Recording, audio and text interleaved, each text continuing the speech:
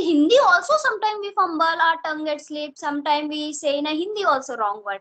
But in Hindi, nobody get point. Oh my God, you don't know Hindi? Then why are you making mistake? But when it comes to English, they said she doesn't know English. That's why she's making mistake. That's why she's fumbling while speaking. Necessity in today's world that you should know English and you should be a good orator as well, like a public speaker. And I have been focusing on it. Good morning, ma'am. How are you? I'm fine, thank you. What about you? I'm doing well. Thanks for asking, ma'am. I think I should give my introduction as we are having a conversation or as we are having a rendezvous for the first time, right? Yes. So I'll introduce myself. Hello, a very good morning and a very warm welcome to you as well, ma'am. And thanks for giving me as an opportunity to come onto your channel and having a wonderful conversation with you. My name is Pushpa Jain. I am from Mumbai, Maharashtra. But right now I am in my village that is Nathadwara, Rajasthan, that is very close to Udaipur, that I can also call as my hometown, that is as my native place. I have recently taken my exams of 12th standard as I have completed it and my result is yet to declared and it is about to come in the month of June or in the first week of July. And my ambition is to become a CA, that is a chartered accountant. And this language, what do I believe personally is that my mother tongue is Hindi, so that's my identity, but English is like a necessity. And for the same, I have been practicing spoken English for last 4 years now. Okay, okay. Great, wonderful introduction that you have given to me. Or I want to ask you that do you know me or should I need to give my introduction?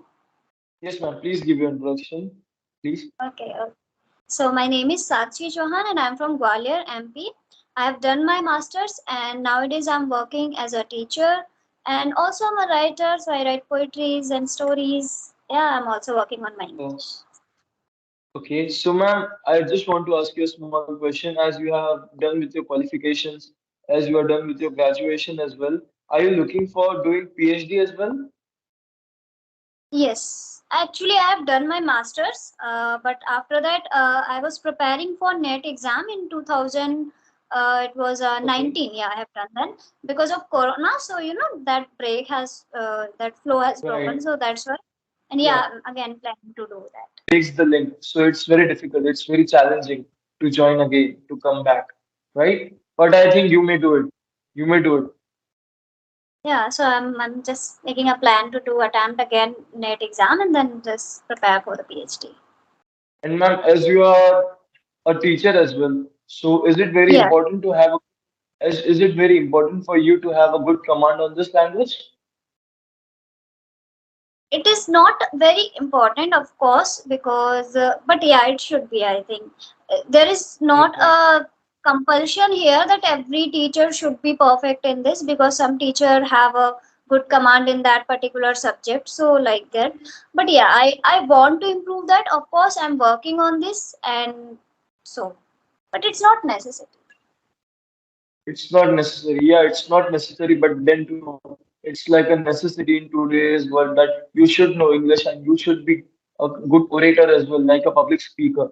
And I have been focusing on it. Okay. Yes, So ma'am. tell me, what is your hobbies apart from the study? What do you do Okay. in your leisure? Yeah, so sorry for the same. Actually, my mom was calling me. There was some important work. I'm done with it. So let's start. Let's continue. Yeah. Yes, ma'am. You were No. asking something Yeah, about my I was hobbies, asking right? what is your Yes. hobby and what do you like to do Yes, in ma'am. your leisure time? Yes. Right. As being a melophile who loves to listen to music, it's very minimal for me that I listen to various cultures. I listen to various kind of music, and my favorite artist is Sir Arjit Singh, and the another one is KK, who is late KK, who is not present around us, but yes, he's always there. And the another hobby of mine is that I love to read books.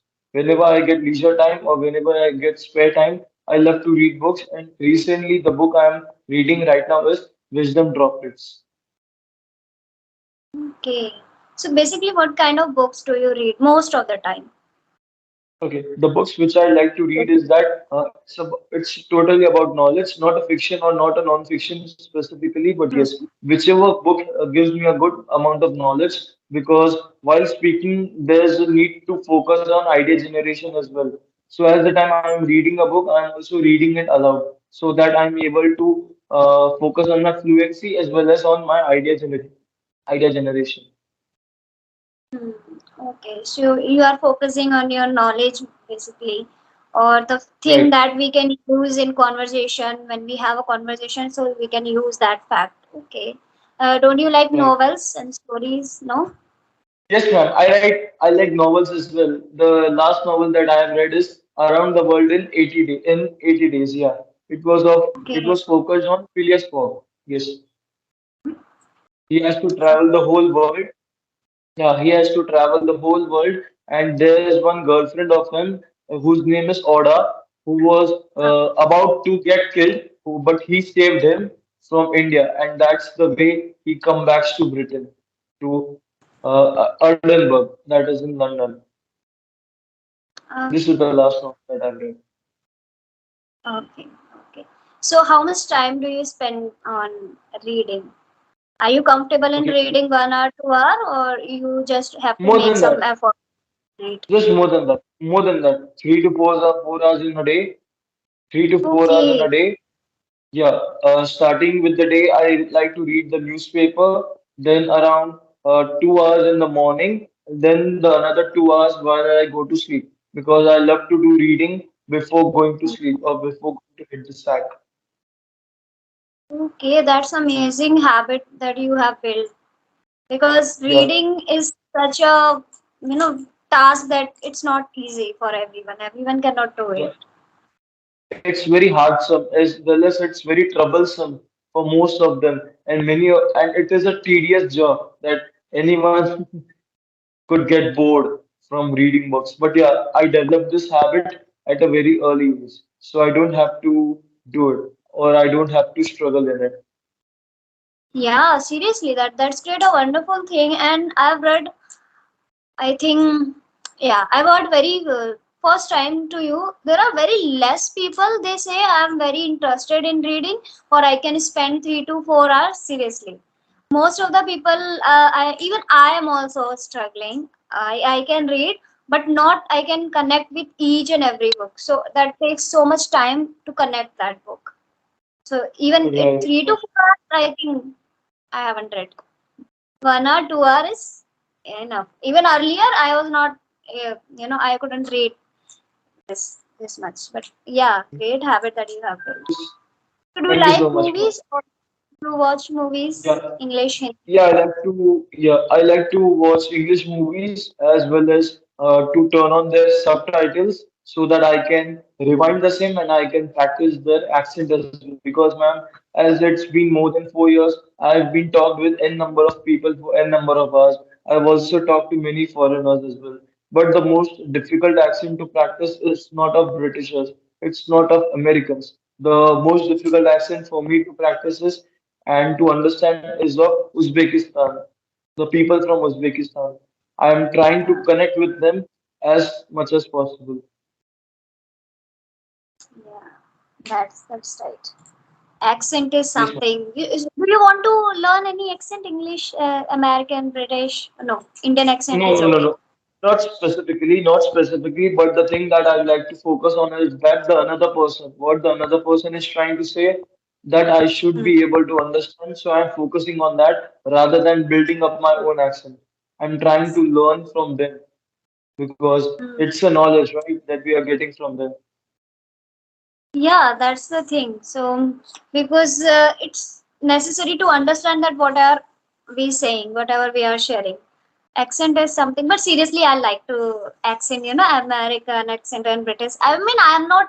I don't want to learn. Sometimes I feel, my God, this, we are saying in a very, very, very normal. Everyone is saying. Right. So Yes, they are saying it's it, very ma'am. hard to They are understand. saying it. When I Hmm.